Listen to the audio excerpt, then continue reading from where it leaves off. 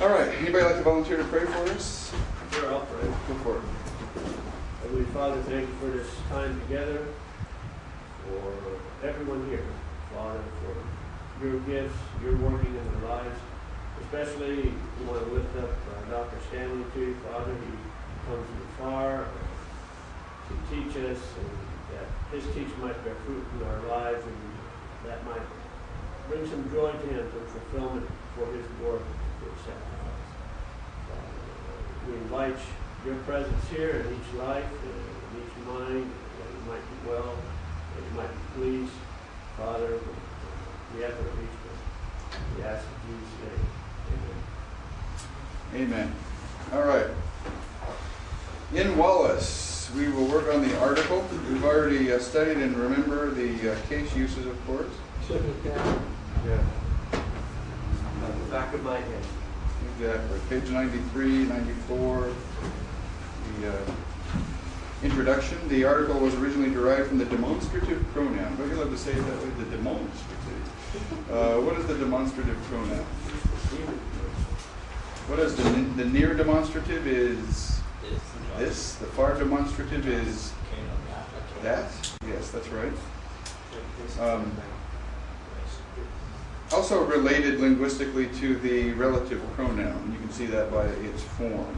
All right, the function. What an article is not. He says that the primary function of an article is not to definitize. There are at least 10 ways in which a noun in Greek can be definite without the article.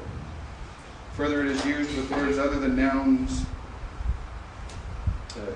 Its use, with words other than nouns is not to make something definite that would otherwise be indefinite, but to nominalize something that would otherwise not be considered as a concept. So to nominalize something, to make it like a noun. What is an article? At bottom, the article intrinsically has the ability to conceptualize. In other words, the article is able to turn just about any part of speech into a noun and therefore a concept. For example, we talked about this. The word poor expresses a quality. It is an adjective, isn't it? Stick an article with it, and you have the poor, which now turns it into a substantive, which is another word for noun, of course. And so, as he would put it, conceptualizes it. There are other ways to make an adjective definite. Remember, give me your poor. And so we know that that's an adjective used in a noun slot because we have a possessive pronoun with it, your poor. And possessive pronouns get to be used with substantives, don't they?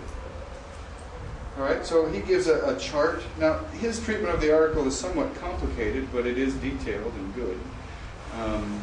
You've read this, right? And you've got it under your belt, right?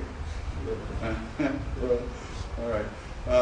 This chart on page 94 is interesting because he shows that what an article does typically is conceptualize. It can go further than that and identify. That's the man, who shot my dog or something like that, right? You can also definitize. So if it is definitizing and making something definite, it is also identifying and conceptualizing, although something might already be conceptualized without the noun. If it's identifying, it's also conceptualizing. So specific uses of the article. Now there are, if you want to simplify, the use of the article, you have the use of the article that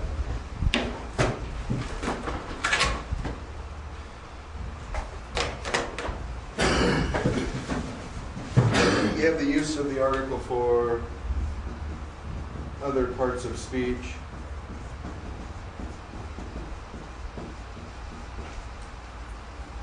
And then you have the generalizing use of the article and the specifying use of the article. Probably should have put those the other way around, really, but it doesn't really matter. What do we mean by that? Well, sometimes you see the article used to fill in for other things, and he points that out here. For example, page 95, the personal pronoun. You can see an example of that. But he answered and said, the only he you have there is ha. We're used to seeing that. We don't really even bat an eye when we see that, right? That's not a big deal. So personal pronoun, the relative pronoun, we've seen that too, and so that doesn't really shock us a whole lot. Even possessive pronoun, this in some grammars is called the possessive use of the article. So if you look at the second example on page 97, husbands, the husbands, so that's a specifying use of the article. The husbands, there's the article there, love the wives. Well, in English, husbands is going to be definite anyway, so we wouldn't say the husbands.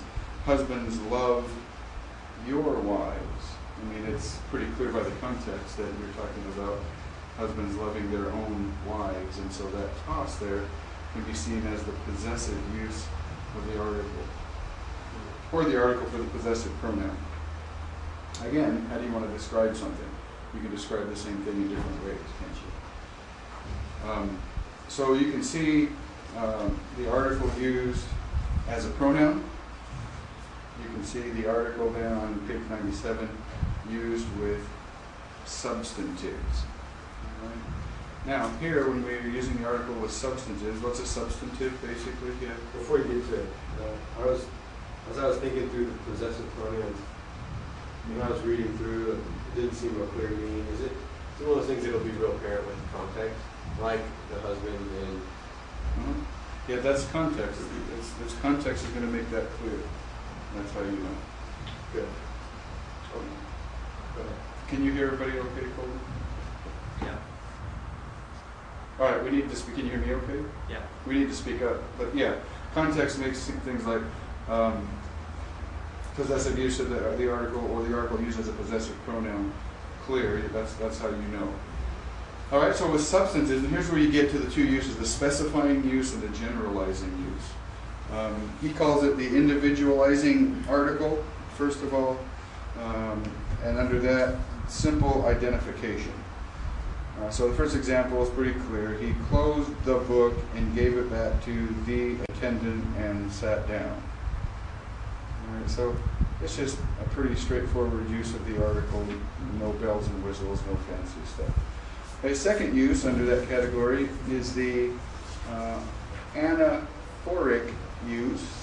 You can see it comes from the Greek word anaphero, to bring up or to bring back, and it simply refers to the use of the article that comes before a word that occurs in the previous context. So if you're watching a cooking show, they might say,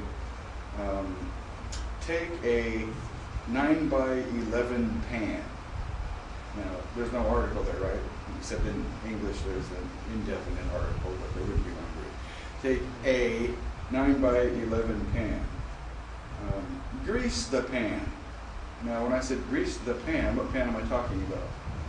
I'm talking about the pan that I referred to earlier in the context. Well, that's the anaphoric use of the article.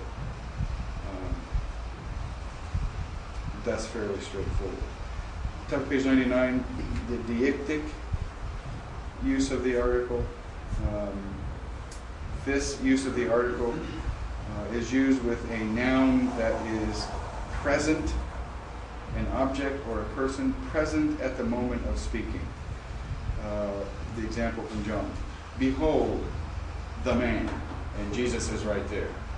So which man are we talking about? The one that is here. Or when the disciples are speaking and say, this place, the place is deserted. Well, this place is deserted. And then there is the article par excellence. That is, it is indicating an individual example of a category, but it is the best example or the worst example of a category. So if you look at the example, 1 Corinthians 3:13, that is the day of judgment. So the day is a day that is a day like no other day, right? Oh God, be merciful to me, the sinner. The sinner. It's kind of like when you say, you are the man, right? You are the top dog, you're saying. And so the article par excellence. It could be the worst, too, right? And the sinner example was really an example of the worst. Now in English we probably say, oh God, be merciful to me, a sinner. Right? But in Greek we had the article. All right, the monadic use of the article, one of a kind or unique. So if you have a member of a class all to its own, you may have a monadic use of the article. He says it's used as such things as the devil, there's only one of them, the sun, there's only one of them, the Christ, there's only one of them, the moon, there's only one of them. When John says, behold, the Lamb of God. Now Jesus is in a category all by himself in terms of being the Lamb of God. Now were there other lambs? Yes, Old Testament sacrifice, but this is not just a sacrificial lamb, this is the sacrificial lamb. So he is a lamb like no other lamb was a lamb, if you know what I mean. All right, and then there is the well-known use of the article. Look at the James example, to the 12 tribes that are in the diaspora, or the dispersion. Well, everybody's going to know about the dispersion. All of these are specifying uses of the article, if you want to use that kind of terminology. It's specifying a particular diaspora. And then there's the article used with abstract nouns. I think we've talked about this once or twice in the past. The first example, John, the salvation is from the Jews. So something like salvation or love or faith or truth, those kinds of things are abstract nouns. And so when you put a noun with it, it emphasizes not so much the quality of the abstract noun, but a particularity that comes from it. So salvation is from the Jews. There's a particular salvation that we're talking about. We're not just talking about salvation in general, but we're talking about a particular salvation. Love, here's a good example. Let the love be without hypocrisy. What do you think the significance of that article there is? Let the love. Hate the evil. Hold fast to the good. What do you think the meaning of the article is? Let the love be without hypocrisy. Well, in the New Testament, agape is, I think, used as in a technical kind of way, and it's used of Christian love, typically anyway. But here, we're talking about very specifically the love that is Christian love. It's kind of like when you have the article with faith, and you can have just faith, pistis, faith or believing, right? And so I can be saved by grace through faith as an abstract noun. But I can also be encouraged to defend the faith. See? Now, what's the difference? Well, Christian faith has a particular object. Christian faith has a particular content. And in that case where I am encouraged to defend the faith, I'm being encouraged primarily to defend the right content of Christian faith. See what I mean? So the faith is really the content of Christianity. If I just talk about faith, that's a noun of action, isn't it? So faith is a concept that relates to an action, believing. And that can be pretty general. But if I'm talking about the faith, then I'm talking about the body of teaching. Does that make sense to you? So you can apply that same concept to the idea of love. I can talk about love as a noun of action. Right? But if I'm talking about the love, I'm being more specific about that love. The love that is between brothers and sisters in Christ. The love that you know and experience as a Christian. So, the use of the article with abstract nouns. All right, any questions so far on all of those? Now, you might just call those specifying use of the article. Right? Or you can break that down a little bit more into categories. Now, the generic article. Let's look at the definition of that on page 101. While the individualizing article distinguishes or identifies a particular object belonging to a larger class, the generic article distinguishes one class from another. This is somewhat less frequent than the individualizing article, indeed. That's why I said we should reverse these, though it still occurs hundreds of times in the New Testament. The key to determining whether or not the article might be generic is the insertion of the phrase as a class after the noun that the article is modifying. So we'll need to see some examples. But you can see the difference. Individual, the man is a member of humankind, is a member of the class men, but we're talking about a particular one. I might say the man and be referring to anyone who is a person, right? I might say, that is the man who stole my ice cream cone. I'm talking about a particular man.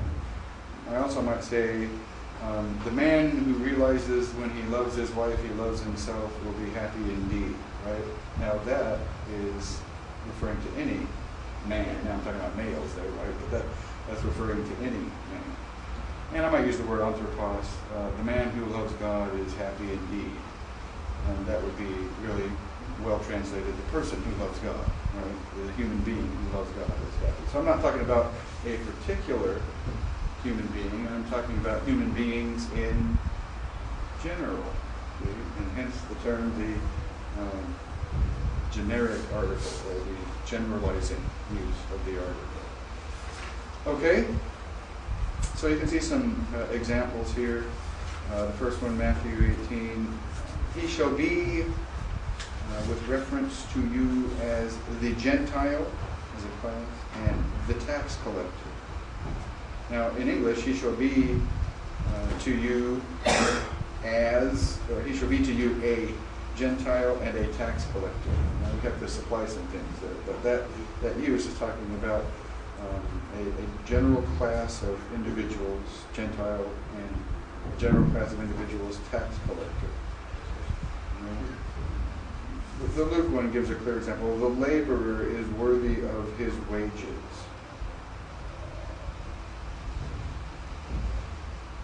Now, you can see a whole graph here. This is where the author has earned the price of the book, because this graph is pretty snazzy, isn't it? Right? I mean, to be able to come up with a graph like this about the article, that's pretty good. So you can see simple identification is the largest category. What does this remind you of? You might have said that this simple identification would be an abused category. Why?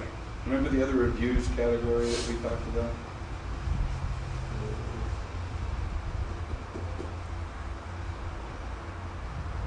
See, this is good. I hope you've forgotten it and now will remember, because that means you're that much closer to having it forever, right? Remember the other abused category that we talked about? Case usage.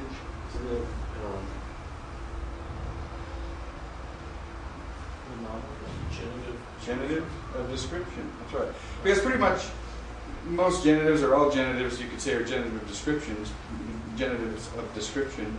But you usually, or at least oftentimes, can be more specific about the genitive. Right? You could say, the book of John. I'm talking about not in the Bible, but the book of John, John's book. Or you could say that John describes book, doesn't it? But it's more accurate to say that John is a possessive genitive because John possesses the book. Right? Well, in some sense, all articles in this larger category obviously are simple identification articles. But some of them are anaphoric. That is, they what? Tell me what that is. Okay, they're referring to something that has occurred in the previous context. And it may be a very large context you're talking about, but typically we think of a smaller context, like the last several paragraphs or something. But then there is the article for the well-known, and that's fairly obvious, right? Then there's the article par excellence. What does that mean?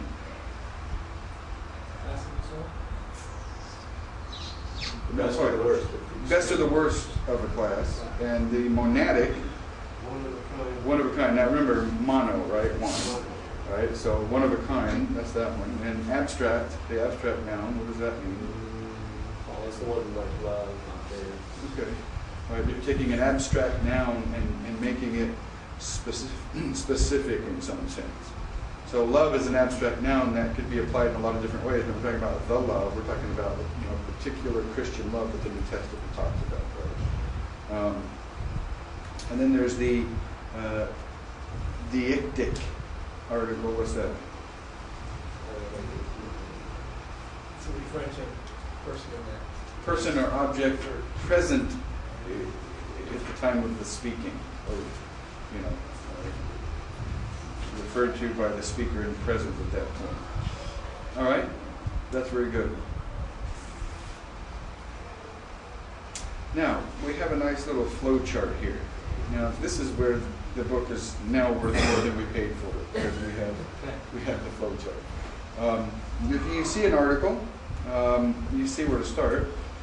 Does it distinguish class from class? And that's a good question if you want to know whether the article is generic or specifying. Does it distinguish class from class? If it does, it is a generic article. And you're done. If it does not, you ask, does it distinguish individual from individual?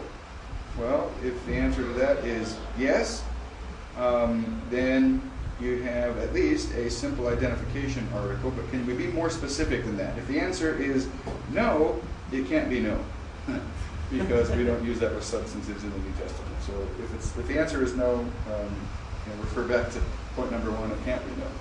Right? If the answer is yes, then we ask, does it refer to a noun mentioned previously in the context or elsewhere? Anaphoric use of the article. No. Well, then is the noun present at the time of speaking? Yes, then it's deictic, right? Otherwise, if it is yes, then is the person or thing well known? No, then it's just anaphoric. But if the answer is yes, then is the person or thing the best or worst of the class? Well, the answer is no, then it's just a plain well-known article. But if the answer is yes, we can continue on. It could be a par excellence. But is the person or thing the only one in the class? No, then it's par excellence. Yes, then it's monadic. Well, no, is the noun an abstract quality? Then no, it's par excellence. Yes, then we have an abstract use of the noun. So you could look at an article and take it through that flow chart every time and nail what the article is. So you could make a copy of that flow chart, couldn't you? In fact, you can make several copies. You have to do that 20,000 times in the New Testament, right? That's right. 20,000 times in the New Testament. You could have one on your office wall. You could have one in every one of your Greek New Testaments. You could have one on your bedroom wall. And so it's there for reference. On the ceiling at night. When you're talking to your wife, you can say, "Stop, honey, let me see. Let's see, you said the kids. Does it distinguish class from class?" No.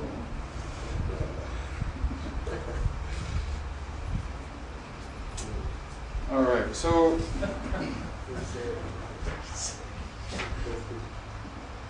So really, in terms of the way we're going to look at articles and use them, you know, the two particular kind of categories we have is the individualizing article, which we saw on page 97, and the generalizing article, which we saw on page 101. You can also see the article uses other parts of speech. And then on the bottom of 103, he talks about the article used as a substantiver. So now we're using articles in some sense. I mean, it happens, so it's expected, right? But we're using articles with things other than nouns. We're using articles in a way that you might say is a little bit unexpected. We're using an article with an adjective to make the poor, the tired, the hungry. Right? Yes? How often is an article separated from its noun, maybe just next to one of these adverbs or adjectives? Well, that happens all the time. And if you have, you know, the poor man, and man is there, then we know that the adjective is modifying man. So it's not a substantiver because man is already a substantive. Right? But if you just have the poor without man being there, it essentially means the same thing, but now the article is a substantiver because it's made an adjective a substantive. So you can see the list of kinds of things that you can find. He says the article can turn almost any part of speech into a noun. Well, does it really turn it into a noun, or does it turn its usage into a noun? In other words, it allows that word to fit in a noun slot. You know, if you think linguistically, you know, at least you can think in English, right? Sentences have noun slots and verb slots, and you can think of, you know, subject slot and modifier slot and predicate nominative slot sometimes, right? How do you tell if there's a predicate nominative slot? There's a verb of being, right? Direct object slot, indirect object slot, those sorts of things. Object of preposition slot, prepositional phrase slot. I don't know if I can remember or not, but you can tell. And remember what a morpheme is? A morpheme is the smallest unit of language that has meaning. Now, there are some English morphemes in this poem. It's not all. It is a nonsense poem. But it's not all nonsense in a sense because there are some English morphemes in it. But I forgot the name of the poem. The Jabberwocky, right? You ever heard the poem The Jabberwocky? I'll see if I can remember some of it.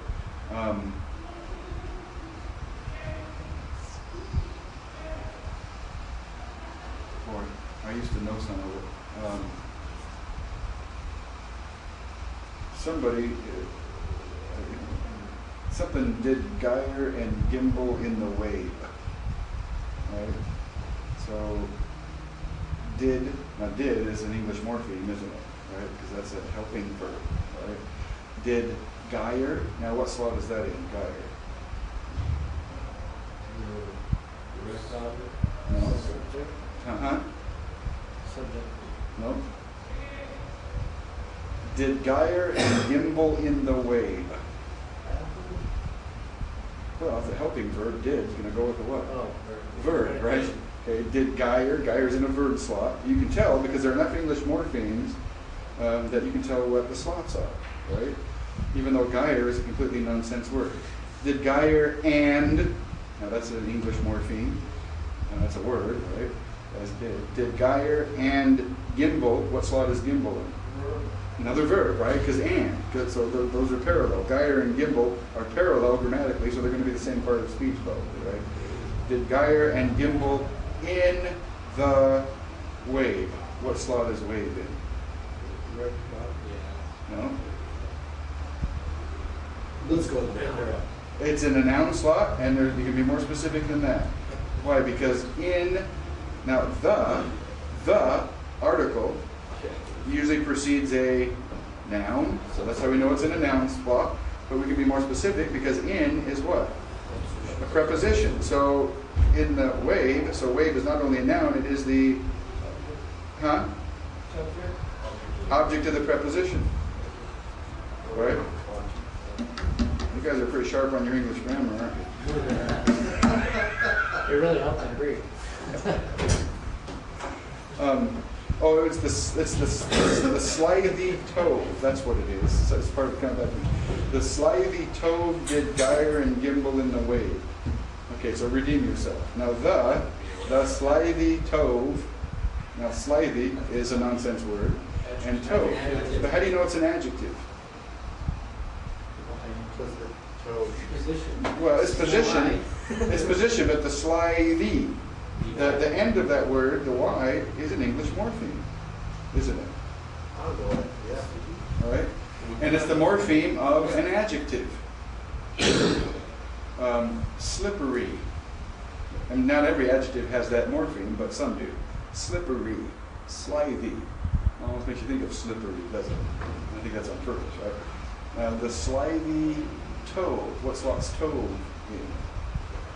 It's in the noun slot because we have an article and an adjective. We're begging for a noun, but we can be more specific. The slithy tove did gyre and gimble in the wave.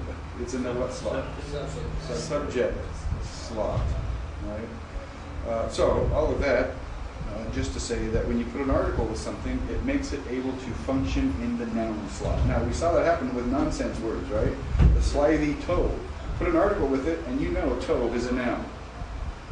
And you put it in that slot in the sentence, and you know it's the subject, right? Well, if you can do that with a tove, which is a nonsense word, you can do it with an adverb, an adjective, a prepositional phrase, particles, infinitives, participles, and even finite verbs. So you stick an article with something, and it enables it to function in the noun slot. That's got to be worth the price of the course right there, isn't it? Yeah. Good job. So we've already got our money from the course and the book, and the rest of it's just gravy. All right, so you can see it with adverbs. We've probably seen this example or one like it from Acts on page 104. From the now, right? From now, from this point on. Ta ano, the things above, the above, right? The things above. So that's with adverbs. With adjectives we talk about all day long. Blessed are the meek. We're familiar with that. With participles, now we learned that this works with participles before, right? That's how you make a participle an adjectival participle. And adjectival participles can be used substantively. What does that mean? That means that an adjectival participle can work in a noun slot. And how do you know if a participle is adjectival? Well, is it working in that way? Because not all of them have an article. But if it has an article, all the ones that do have an article are adjectival. Right? And if it has an article and it's adjectival, it can be used if you want to. You can pull it right out and use it in a noun slot. We learned that, right? So participles are either adverbial participles, modifying the noun, the verb, right? Adverbial participles modifying the verb, or they are adjectival participles which modify the noun. Now, just like an adjective, a true adjective, it can turn into a substantive, right? So an adjectival participle can turn into a substantive. All right, with infinitives, you can make an infinitive fit into the noun slot. And besides, we said that participles are verbal adjectives. Remember that? Participles are verbal adjectives. What are infinitives? Verbal nouns. So it shouldn't be any surprise at all that infinitives are often used with an article and can fit into the noun slot. An example. Romans 7:18. The willing is present with me, but the doing of the good is not. So, to will is present. To accomplish the good is not. Well, those infinitives are used in noun slots, aren't they? And they have an article, therefore. Now, what slots are they used in? It's a noun, but what part of speech, what function in the sentence does it have? Part of speech is noun. Subject, right. So, to will, with the article there, right? Typically a neuter article. To will is the subject. To will is present with me. But, to accomplish, subject, the good, is not. So it's understood, is not present with me or in me. Right? So that's the subject of a verb that is understood. A lot of times the verb isn't repeated, right? I mean, that would be a perfectly good English sentence too, wouldn't it? So we do the same thing in English. Now, this is interesting. With a genitive word or phrase, the article can be used. The point is that when you have a noun with a genitive, so you are not thinking the things of God, but the things of the man. Obviously, not only is this used with the genitive, but it's also used as a pronoun, isn't it? The things. The things of God. There is a rule that says that when a noun, let's look at the first example. James, the son of Alphaeus. Now, James, the one of Alphaeus. Okay? So you see articles, we'll get to the rule later, I think. You see articles used in this way typically in the New Testament. Okay? So that shouldn't take us too much by trouble. All right, with a prepositional phrase, Acts, those of the circumcision. And so now, of the circumcision now becomes a modifier of those, doesn't it? That was pretty solid. I think the place will hold up. The things, the bottom one, the things concerning you, page 109. Things concerning you. So that whole thing really becomes something that operates in the noun slot, because that whole thing could be a subject or an object or whatever. Okay?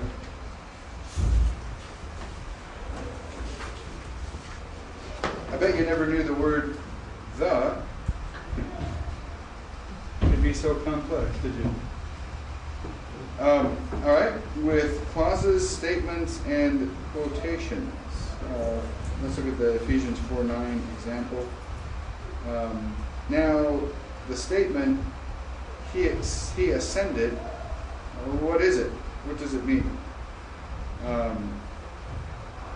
So you can see that a whole clause or phrase can be kind of wrapped up in a package by an article and made to fit in the noun slot. Can you see that?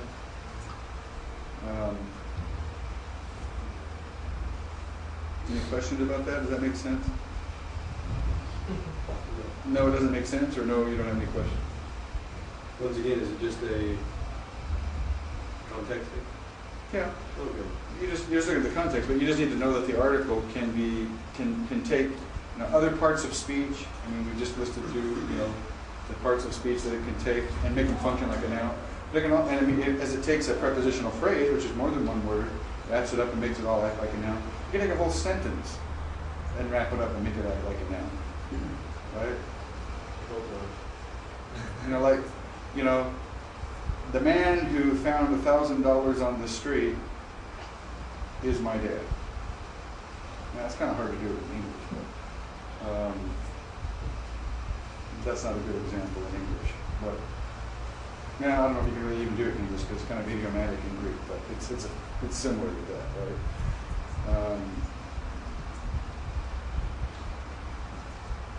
Let's see. You really wouldn't use an article in English. You could say, God helps those who help themselves means take personal responsibility. So God helps those who helps themselves. Really, all functions as the subject of that.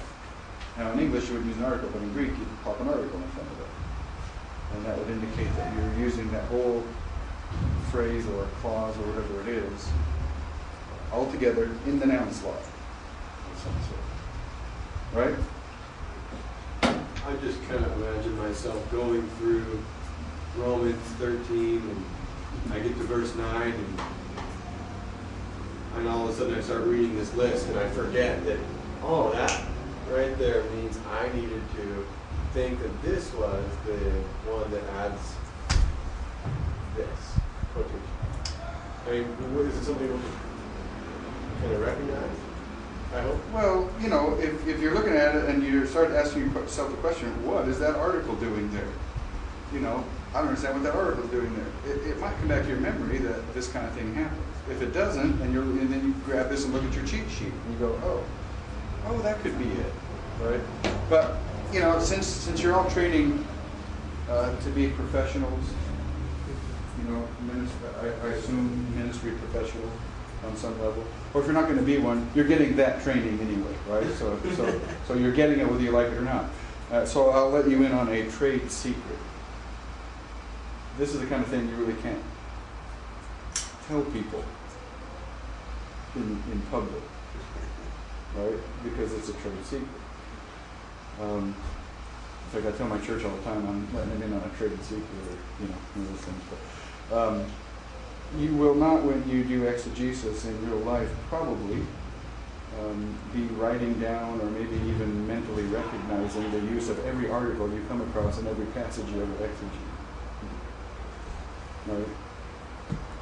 But when you're familiar with these categories, you just sort of automatically, without thinking about it, kind of understand better the article. And when you come to a place where you really want to concentrate and go, that sentence, for example, I preached Sunday on Philippians 2, where it says, work out your own salvation with fear and trembling. Right? That's a good verse for salvation by grace through faith alone, isn't it? Well, you concentrate on that. You look at every word. You say, okay, what's the function of this? What's the function of that? And how is this used? And that word is used up here in the same chapter. It's used in this way. And how does that tell me? What does that tell me about its use? And on that verse, you're pretty much concentrating on every word, and you come to some conclusion about what it means. Right? You're not going to do that with every single verse in every single passage that you exegete. You can't, right? And so there's no way you're going to diagram every verse you ever preach or teach from. But having that skill allows you mentally to go, oh, that goes with that modifies that. And you really do that without even thinking about it, right? And so as you're translating, the more of the stuff that you have under your belt, the more automatic understanding you'll have. We talked about it before, the good thing is that we are born with an innate ability to do language. And we need to allow ourselves to rely on that. I mean, most of the time, you can look at the Greek sentence, and your innate language ability allows you to pretty much know what it means. And sometimes you can kind of know what it means, and you can't really even get into good English. It's a struggle to get it into good English. So we want to rely on our innate ability to do language, which unfortunately at our age here diminishes a lot in terms of learning a language. If you do that when you're 10 years old, that innate ability to soak up things is just on steroids, right? And but now, well, it needs vitamins for us, right?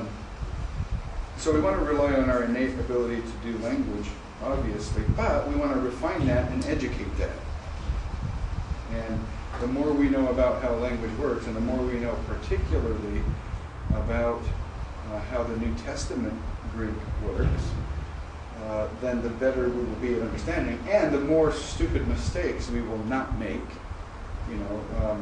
out of our ignorance when we exegete. That's kind of the main thing that we're going for here.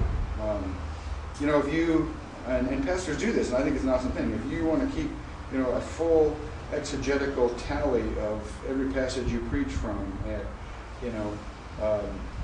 translate it from, and I think I would encourage you to translate it from the Greek, but translate it from the Greek and then list every word and the usage of everything, and that's a genitive of possession, and that's this and that's the other thing, and then you diagram it, and if you want to do all of that, that's good. Have a lot of assistants, in your ministry, if that's what you're going to do. And if you're in a place where virtually your only job is to preach, you can probably do more of that.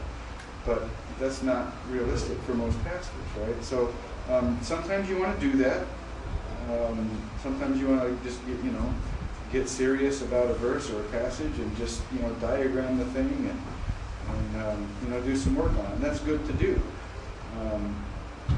But the reality is, it's almost more important for you to develop a natural sense of. You can look at a sentence and understand almost innately how it fits together without ever putting it on paper in diagram form. It's probably better that you can do that than that you can, put it on paper in a diagram form. That's my opinion. Right? So it's a little bit like, talk about the innate ability to do language, it's a little bit like if you have the gift of teaching. And there's a pretty high likelihood that some of us in this class, or most of us, or maybe even all of us, I would almost venture to guess that all of us probably have the gift of teaching, which is what motivates us to take this class, right? Now you might question that in my case, but not to my face. All right, but if you have the gift of teaching, then you have a God-given ability to connect with people in a way that helps the passing on of information, particularly biblical truth. That's a God-given ability that you have, having the spiritual gift of teaching. But if you take some training in how to be a good teacher, or if you take some training in how to be a good preacher, which I hope has a little bit of teaching in it, preaching has some aspects of teaching about it. So if you take some training in that, you may be helped. Now, you also may be hindered, at least for a time. It's typical if, for example, if you take golf lessons. If you take golf lessons, as soon as you take the lesson, your score actually goes down because you're concentrating on applying what you've learned.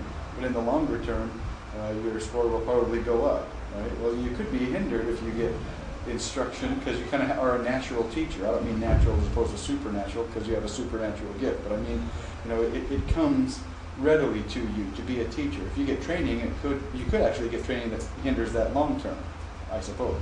Right?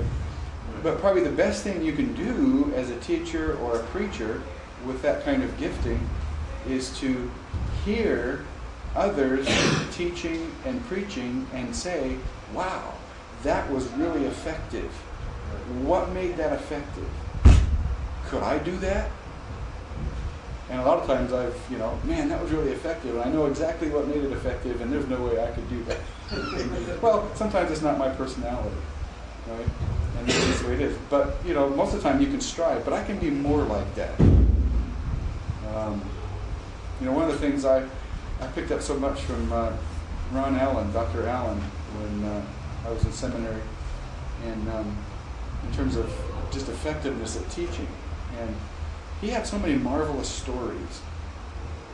And I wondered, how can one person have so many incredible experiences that he was able to share and use as illustrations and things like that? And I realized it's not just that he has so many marvelous experiences, which he did, but that he had the ability even to take everyday life experiences and see a significance to them and use them as illustrations and apply them in a way that made you think, man, nobody has experiences like that but him, when they may just well be everyday experiences in an airport or something like that. You know what I mean? So I learned to realize that, to me, my experience is pretty ho-hum and everyday, right? But that's because I'm seeing it from the inside out. You can make it live to people and make it really exciting. So that's what we're trying to accomplish. Just as a teacher or a preacher, even though you're gifted by God, you can be helped by training and by listening to examples and growing, right? And highly recommend that. because you're probably, even though you have an innate ability, you probably aren't really that great without developing as a teacher or preacher, honestly. Same thing with Greek.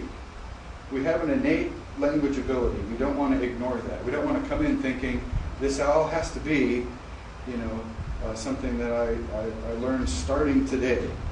You walk into a Greek class as a human being, with a reasonable intelligence and all of that. That's most of us.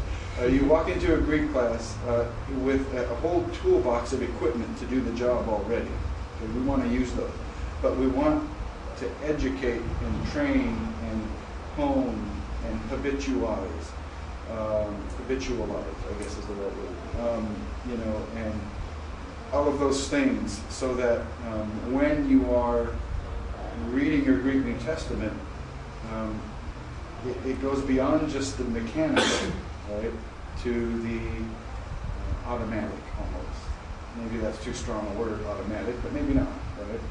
Now, because we know that the Ephesian church, I would bet lunch on this. I'm not a betting man, I only make very safe bets. I would bet lunch that the Ephesian church never sat down and diagrammed the book of Ephesians. And I bet they never had discussions on what kind of genitive it was, what kind of article it was. Right? Just as when you're sitting across the table talking at dinner, nobody says, nice use of the predicate adjective. You just understand it, right? Because it's your language.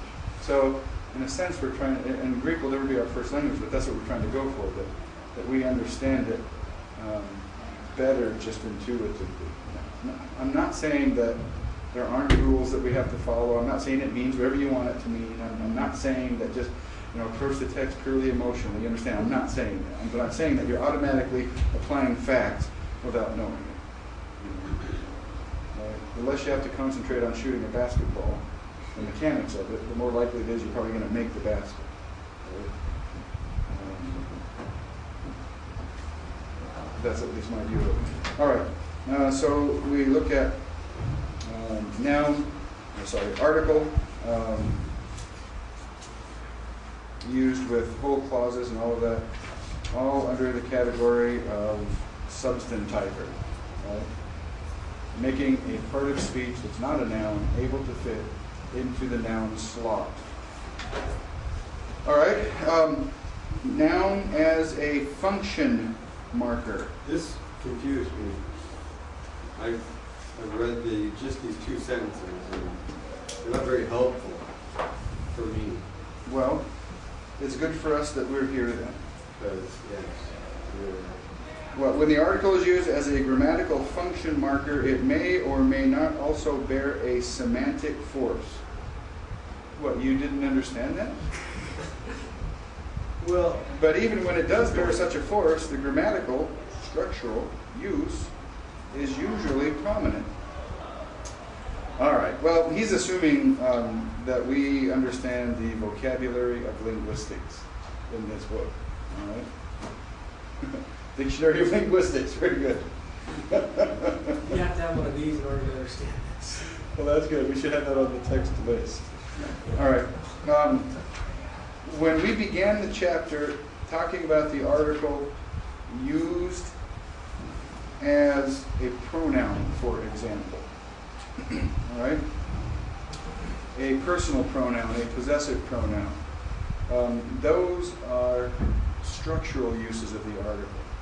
They're functioning as a certain part of speech. But they can also have a semantic use even in that case, and that's the same as in the function marker. The semantic uses are all the uses that we talked about, the simple identifier, the anaphoric use, the par excellence use, all kinds of, those are the semantic uses, okay?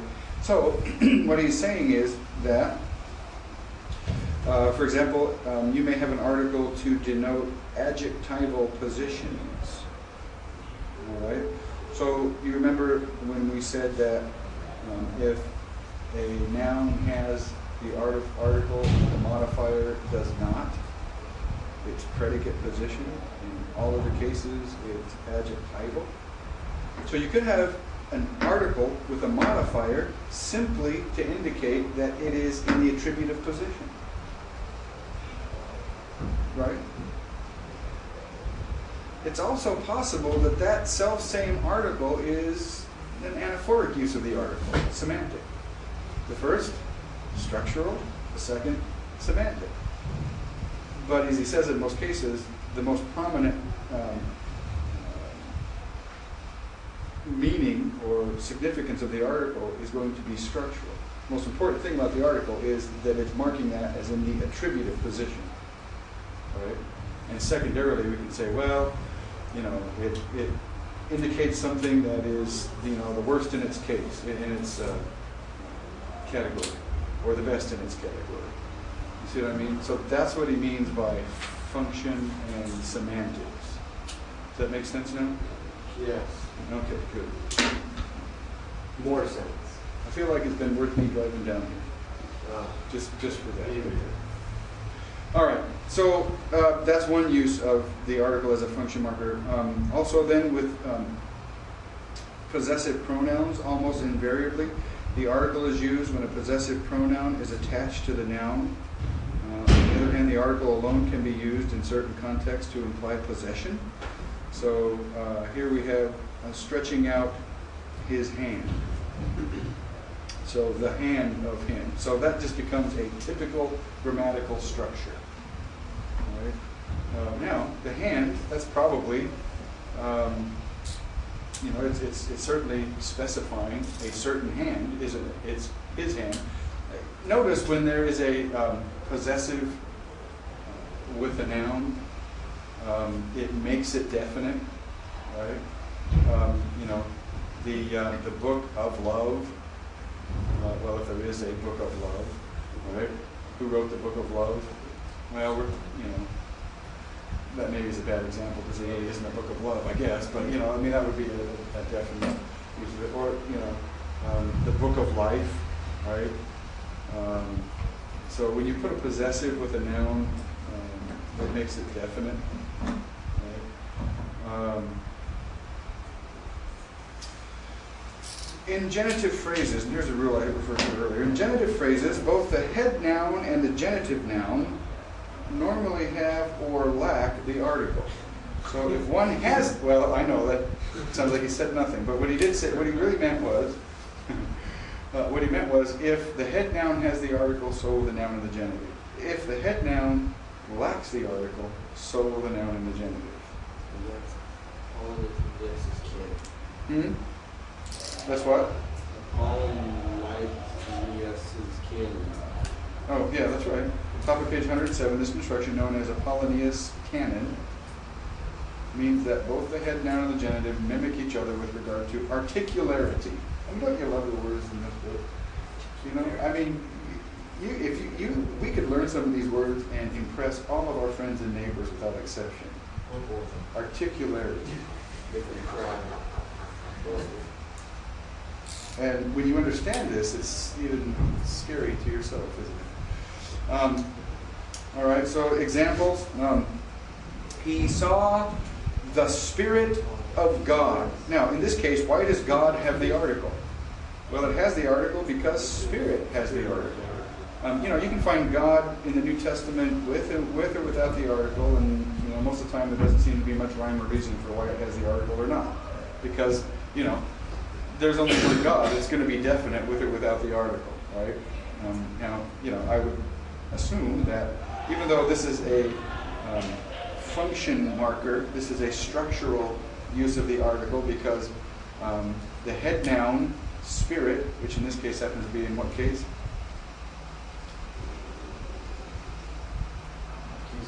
Accusative, all right? Spirit has the noun, and so God is in the genitive, so it has the article. So it needs to have the article, right? So it's it is a grammatical sort of requirement. So it's a structural use of the article. But it would seem to me that you could also say that this article with God would be an article indicating uniqueness, right? Because God is in a category by himself. So, I talked about a structural use of the article because it works with a noun and the genitive, right? and a semantic use of the article in the same phrase, because it is, for some reason I'm slipping, because I don't remember the exact term he uses, it monadic? Semantic. Monadic? Monadic would refer to a painting maybe. Monadic. Yes, monadic. One of a kind, really neat. So I would say it's a monadic use of the article as well. The brightness of the sun. Well, it works conversely as well. If the article is not there, then in the head noun, it won't be there in front of the noun in the genitive. All right, with indeclinable nouns, why? To help us know the case of those. Now, sometimes it's not there with indeclinable nouns, and we have to know the case by its use in the sentence, right? Which is harder to determine without an article, but context should make that clear. For example, Israel is not a declinable noun in Greek, Israel. So if you stick an article in front of it, now we know what case that it's in, right? It's used as a genitive there. So that's another use of the article. Kind of a happy little use of the article. With participles, the article before participles functions as both a substantiver and a function marker. So we might see an article in front of a participle and know that it's an adjectival participle. Function marker, structural use. But it could also be a substantiver. If it's an adjectival participle used substantively, you could say, well, it's a substantiver use of the article as well. Right? And you know that not a lot of this stuff is going to end up in your sermon. You know, you're not going to say, this being a substantiver use of the article, you know, we should be kinder to one another. Well, you know, but maybe it'll influence what you say. With demonstratives, the article is used with the demonstratives in predicate position to indicate attributive function. Demonstratives cannot stand in attributive position between the article and noun. If they are related to an anarthrous noun, they function independently as pronouns. Would you define demonstrative again real quick? This and that. Right? Yeah. Kutos and a kanos. Near demonstrative, far demonstrative. On this rock I will build my church. So here we know that the taute, this, refers to the modified rock. And that rock is definite too, right? Because of the article with it. All right. With nominative nouns to denote subject. Normally, a subject will have the article, unless it's a pronoun or a proper name. Because a pronoun or a proper name will be definite anyway. All right, so the door is shut. And then here's one, we talked about this, to distinguish subject from predicate nominative and object from complement. One of the ways that you determine a subject in an equative sentence is the noun with the article, if only one has the article, is the subject, and the noun without the article is the predicate nominative. Remember that? So here is a structural, functional use of the article. Right? We're going to put an article with it to say, here is the subject of my equative sentence. It can still have semantic significance, right? You understand that? But it has that function as well. Also, to distinguish the object from the complement, remember we talked before about double accusatives and object complements. So I am teaching students Greek. All right.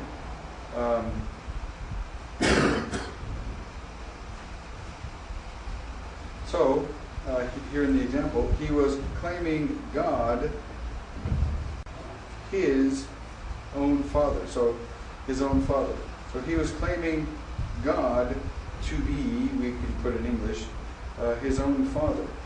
So which is the object and which is the complement?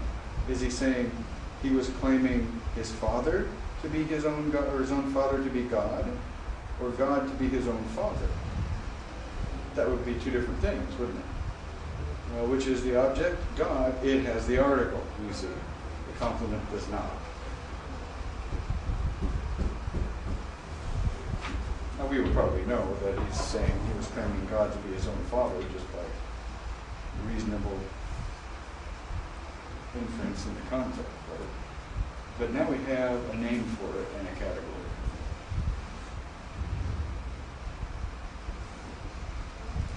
All right? Questions so far? All right, now in English we have a definite article, the, and an indefinite article, a. In Greek we don't have an indefinite article, we just have the absence of the article. So we think about that for a moment. All right? It is not necessary for a noun to have an article in order to be definite, but conversely, a noun cannot be indefinite when it has the article. Thus, it may be definite without the article, and it must be definite with the article. Now, compare that to a statement that the main thing an article does is not to make something definite. And we can think about that as we go to bed tonight.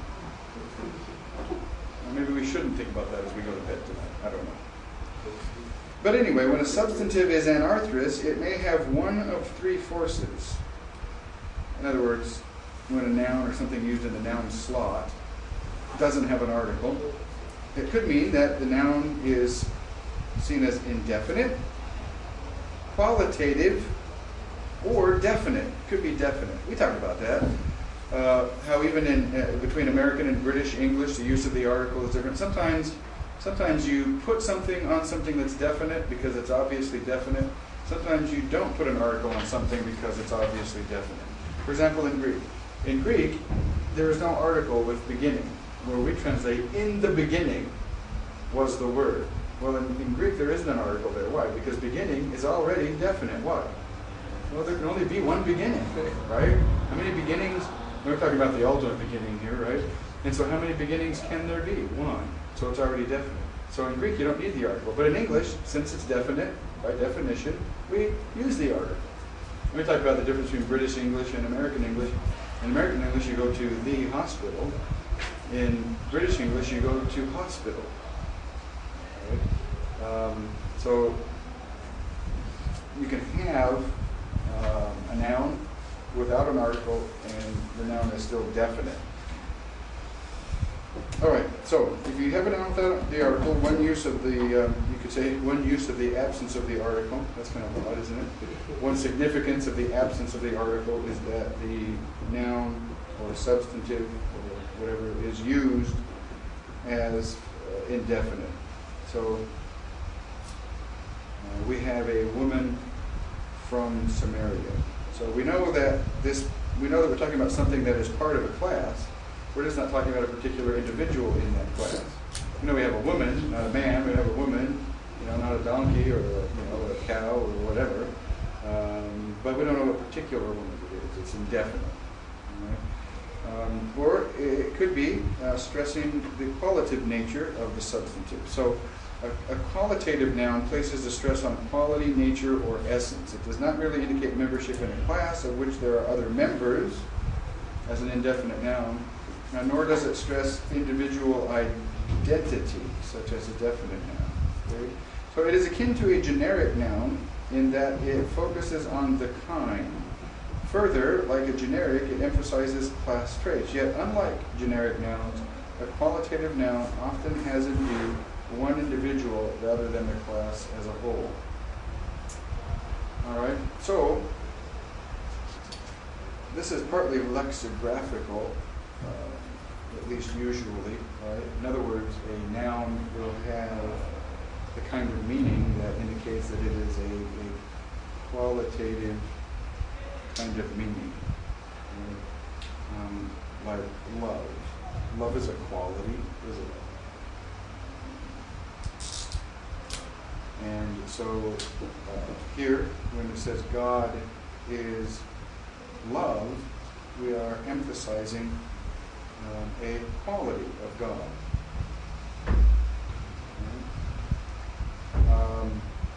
This is an interesting one. I like this verse in Hebrews 1.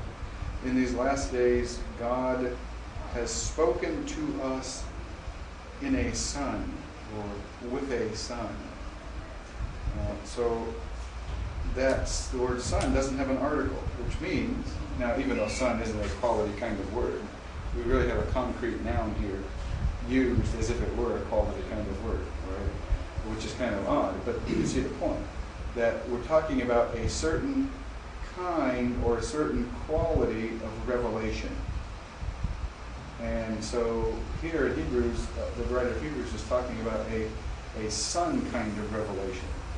Rather than a revelation that comes through the prophets, of old, even rather than a revelation that comes through, God's finger writing on tablets.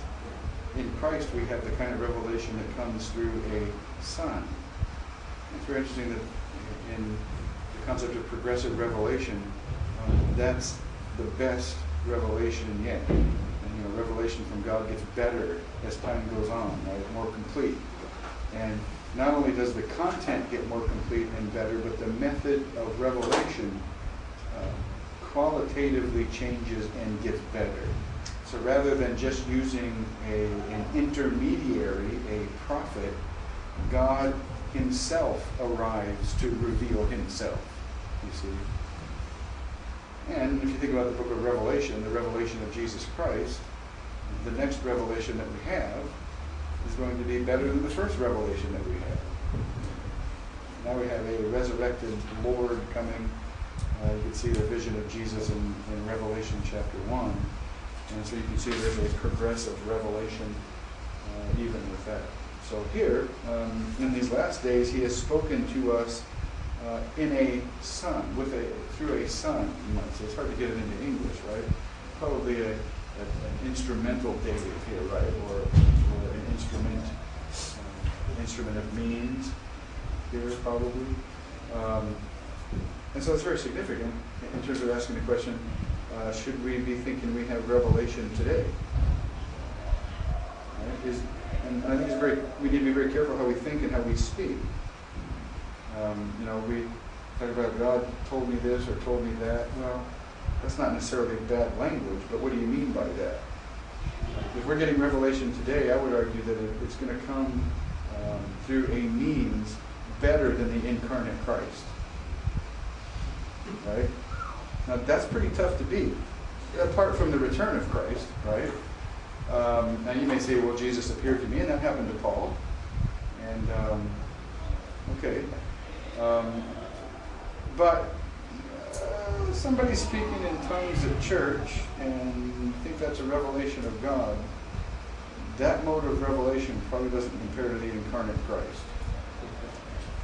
So in a sense, you say you step backwards to get back to that. Yeah.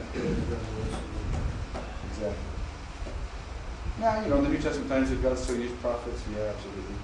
But the point is, when the New Testament canon, I believe, is completed, now you have the revelation of Christ inscripturated by apostles, the associates of the apostles. And so, now that revelation of the incarnate Christ is complete in the New Testament, and so there's not going to be revelation happening today. That's my view. Could you argue differently? Yeah. Do people argue differently? Yeah. Could they still be going to heaven? Possibly. Well, I'm exaggerating, but yeah. But that's how I look at it.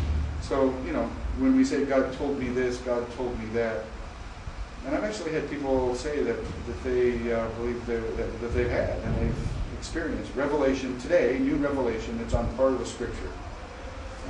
That's dangerous. And that violates, I think, a scriptural principle taught in part by this verse of the progress of revelation. I don't want to go backwards, right, in the quality of revelation that I get from God. All right, so lack of an article, emphasizing quality, and in this case, very, very pronounced and amazing use because we're using it with a concrete noun. Right? We're making a concrete noun a qualitative noun. Very interesting. So that's a very powerful statement. And sometimes even without the article, a substantive or a noun can be definite. And I think that illustrates for us why we can have a participle without an article that's still an adjectival participle. Right? It's similar to that. All right. Sometimes you can have a lack of an article with a proper name. Well, the proper name is already definite, isn't it?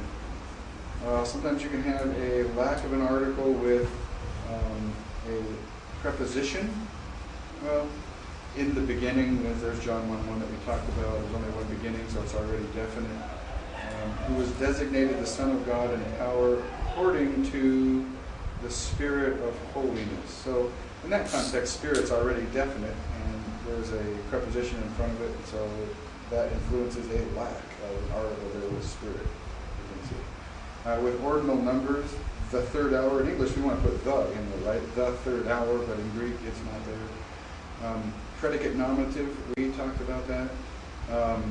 We'll talk more in a moment about Colwell's rule. The predicate nominative may not have the article even though it's definite to show that it's not the subject. That's the opposite of what we talked about with the use of the article with the subject of an equative sentence. And we talked about the article with the object in an object complement construction. Here we have a lack of article with the complement to show that it's not the object, right? Follow that, even though it may be definite. And monadic nouns, one-of-a-kind nouns, can be definite just by virtue of their uniqueness. Abstract nouns, salvation, grace, same thing. And then a genitive construction. You may have a noun in the genitive that is definite but does not have the article. Why? Because the noun that it's with does not have the article. So typically, if the noun that a genitive is with, if the head noun doesn't have the article, the genitive will not have the article. And so that's kind of a structural reason why it doesn't have the article, even though it might be definite. Now with a pronominal adjective,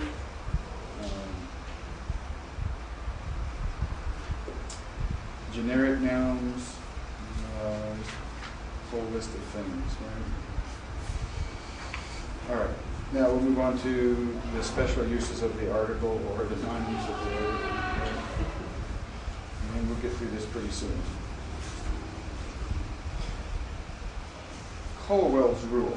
Now this is kind of an interesting thing. Sometimes you have to slice things kind of thin, don't you? What does Colwell's rule say? Well, number 2, page 115.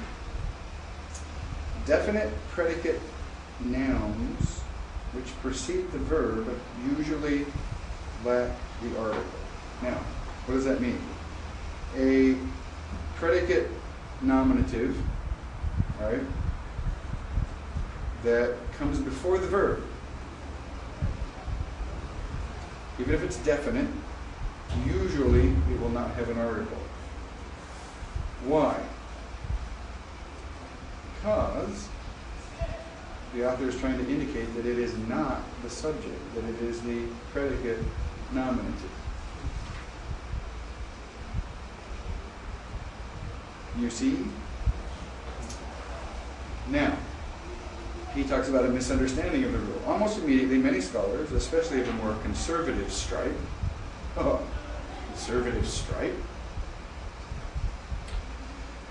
misunderstand Colwell's rule. They saw the benefit of the rule for affirming the deity of Christ in John 1:1.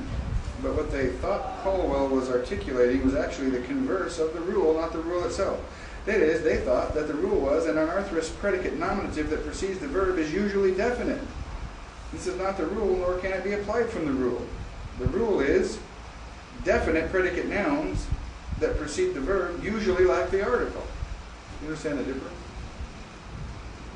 If you already know it's definite, and it precedes the verb, it's usually going to lack the article.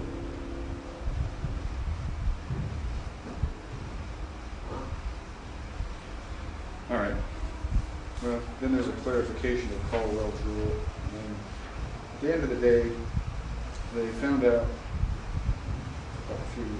through study that I believe the figure is 80% of the time when you have that construction, the noun that comes before the verb and doesn't have an article and it's in an equative sentence, the predicate noun, and it doesn't have the article, emphasizes quality. In other words, it's a qualitative non-use of the article. So, as you read this, you see that there are good reasons in John 1:1 to see a proper translation of that being, in the beginning was the Word, and the Word was with God, and the Word was divine. I think we mentioned that in Greek, didn't we? Right? Well, here's why. Research, coming off of Colwell's rule. Now, it's not exactly what Colwell's rule says, but it's research that's done after the fact that shows us that. Now, you read that. Any questions about it? Does it make sense? I mean, it could be definite, but as he shows, there are reasons for not taking it as definite.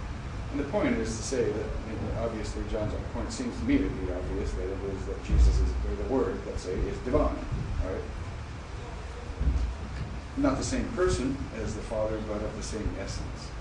So it kind of works out kind of nifty in the grammar. Okay? Any questions about that? All right, well, we've talked about John 1:1 before, so we won't go into that again. All right, now the Granville-Sharp rule. This is pretty nifty.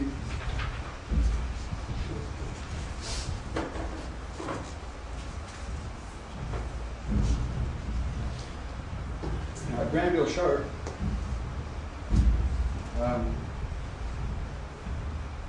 was pretty sharp, and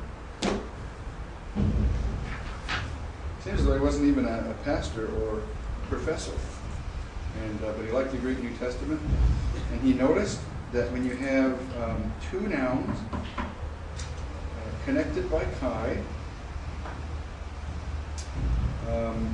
when neither of them is impersonal, and neither of them is plural, and neither is a proper name, and the first has an article, and the second does not, they both refer to the same thing, the same person, let's say. You see, and so there are a couple of examples. This is the carpenter, the son of Mary, and brother of James. So son and brother refer to the same person. See?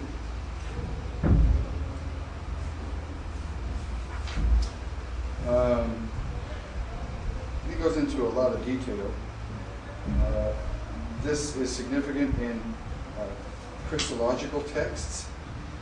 As you can see, like for example, Titus 2:13, the great God and Savior of us, Jesus Christ. So God and Savior then would refer to the same person. So it really becomes clear that it's a statement of the deity of Christ. All right, now there's another place, if you'll grab your New Testament, where, and you can read all of this and digest it. There's another place, if you'll take your New Testament, turn to Ephesians chapter 4, another place where you may apply the Granville-Sharp rule. 4? Yes, sir.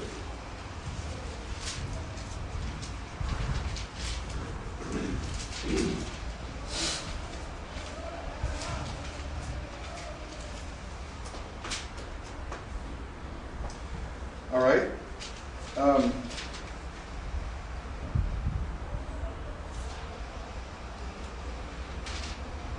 Ephesians chapter 4, verse 11. Read something like this. And he edocam. What tense is that?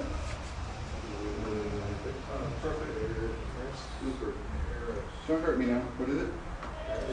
How do you know it's aorist? There's no reduplication. Okay, good. All right, so, and he gave tous, usually translated some, on the one hand, men. He gave, on the one hand, apostles. On the other hand, prophets.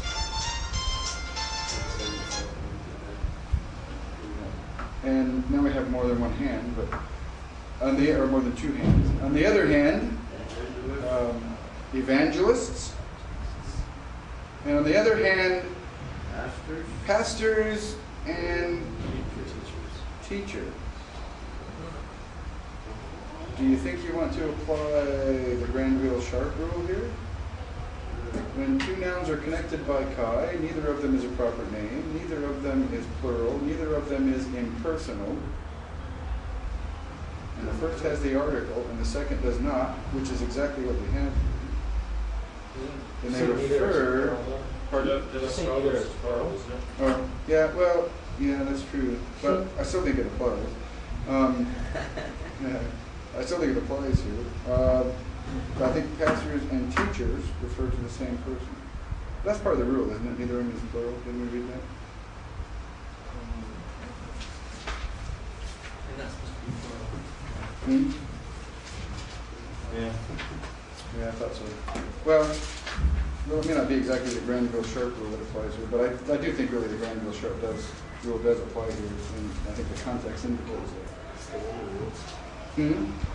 Dr. Stanley rule. Called the Dr. Stanley rule, right. So I think that pastors and teachers here refer to the same individual. Now another interesting thing from this verse is he gave some apostles and prophets and evangelists and pastor teachers, right? Well, where are the apostles and prophets then?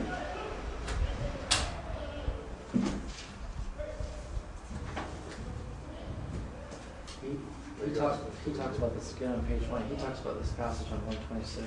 Well, we'll look at that in a moment. Where are the pastors, or where are the apostles and prophets? Well, look at chapter 2, verse 20 of Ephesians. It says, having been built upon the foundation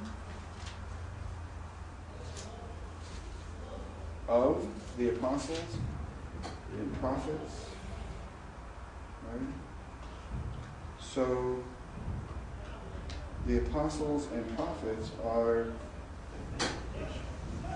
the foundation, Christ Jesus himself being the cornerstone.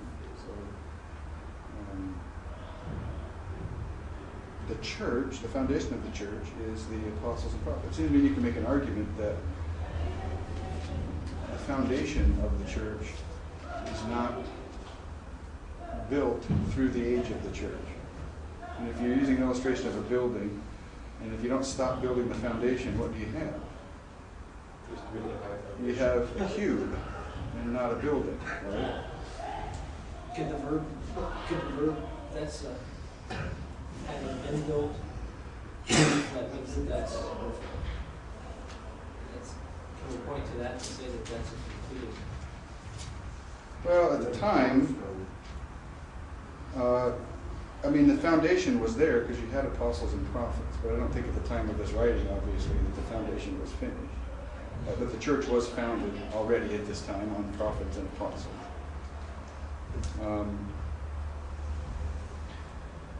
So I would like to make an argument that that's the reason we don't have apostles and prophets in the church today, because the foundation is done.